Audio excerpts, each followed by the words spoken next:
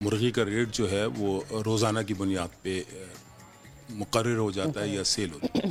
कल से आज जो मुर्गी का रेट है वो लाइव बर्ड के ऊपर तकरीबन 4 से 5 रुपए कम हुआ है। अच्छा। और मीट के ऊपर जो है वो तकरीबन 10 रुपए कम हुआ है। ठीक है। उसकी वजूहत ये हैं कि जैसे आपने कहा कि कोविड की वजह से पाबंदियाँ लगी थी, लोगों को लॉसेस पिछले 2 साल से जो शोबे मुर्गबानी है वो बेइंतहा लॉस कर रहा था और मज़ीद लोगों के अंदर इतनी सकत नहीं थी। आप सर्वे करवा के जहाँ पर भी पोल्ट्री फार्म्स हैं, पूरे पाकिस्तान के हवाले से बात करूँगा, 125% से लेकर 30% फार्म्स बंद हैं। अच्छा। उसकी कई वजूहात हैं। एक तो ये है कि इसके नाम के डॉलर की कीमत एकदम तेजी के साथ बढ़ी, लेकिन अब तो हमारा जो रुपया है वो तगड़ा हो गया ना जी। आजकल में हुआ है ना मोहतरमा, जो चीज़ें पहले से मतलब LCA वगैरह खुली हुई हैं उनकी बेइंतहा कीमत हमारे यहाँ सिवाय मकई के और चावल का जो हम पोल्ट्री फीड के अंदर इस्तेमाल करते हैं और पोल्ट्री फीड जो बनाई जाती है, हम शायद नहीं, ये हकीकत है, हम इतनी बैलेंस फूड खुद नहीं खाते जितनी हमें बैलेंस फीड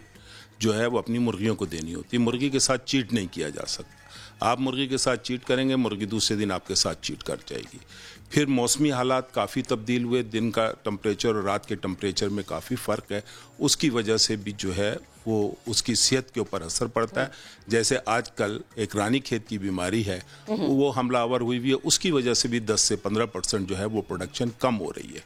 तो ये कई वजूहात हैं जिसकी वजह से मुर्गी का रेट जो है वो बढ़ा है, लेकिन मुर्गी का रेट कभी भी बढ़ा हुआ नहीं रहता। मेरे पास पूरा रिकॉर्ड है। अगर हम फीड की तरफ जाएं, जिस तरह मैंने आपको बताया कि सोयाबीन जो है वो सारी की सारी पाकिस्तान से बाहर से आती है। ठीक है। वो 90 रुपए किलो बिक रही थी 4-5 महीने पहले। आज उसकी कीमत 115 रुपए किलो है, और जबकि 35 से लेके 40% तक फीड के अंदर। इसी तरह जितने अमाइनो एसिड्स हैं, विटामिन्स वगैरह, वो पाकिस्तान में कहीं नहीं बनते, वो सारे के सारे पाकिस्तान से बाहर आते हैं।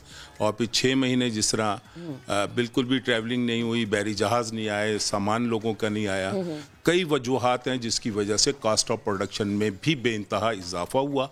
लेकिन जब बहुत ज़्यादा कोई चीज़ महंगी हो जाती है तो ये अगर आप देखें तो 2010 में भी एक बार इसी तरीके से रेट बढ़ा था। दूसरा ये कि हमारे यहाँ जो मजहबी महीने हैं उनमें शादी ब्याह की जो है तकरीबात बहुत ज्यादा बढ़ जाती है, खासतौर पे रजब और शहबान, इसलिए भी रेट बढ़ जाता है। जी हाँ, बिल्कुल बढ़ता है। डिमांड ज्यादा होती है, सप्लाई पीछे से। अच्छा, और अभी रमजान भी आ रहा है तो रमजान में कम हो जाती है। मैं उसी तरफ आ रहा हूँ, रमजान में कम। अब हुआ ये है कि जो 6-7 महीने शादियाँ रुकी हुई थी, आप सर्वे करवा के देख सकती हैं तमाम शादी हाल जो कराची में खासतौर पर या हैदराबाद में बड़े शहरों में दोपहर में शादियां नहीं होती थी। अच्छा। अब दोपहर में भी शादी हो रही हैं, रात में भी उन्हीं हालों में हो रही हैं।